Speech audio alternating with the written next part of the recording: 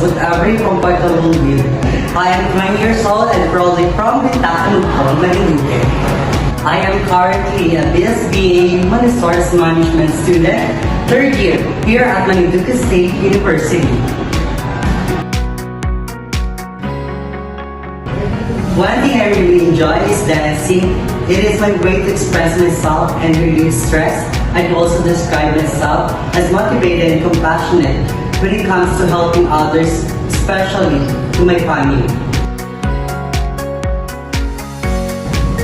I do have human resource management because I believe people is the most valuable asset in any organization, and I want to understand how to support, lead, and empower others in the workplace.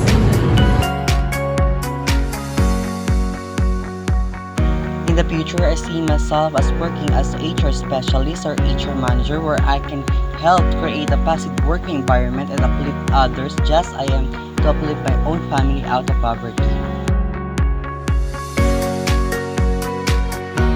With this subject, I hope to learn the core principle of marketing, especially how to understand consumer behavior, develop strategies, and effectively promote product or services.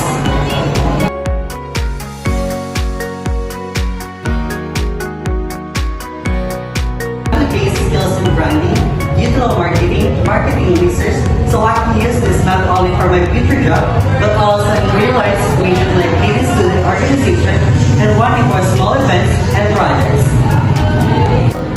To end, I just want to say thank you to our professor and classmates for this opportunity to get to know each other better.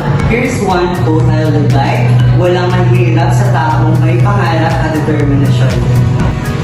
To my fellow students, let's keep learning and growing and support one another. Kaya natin to, the HRM way. Thank you and see you in class.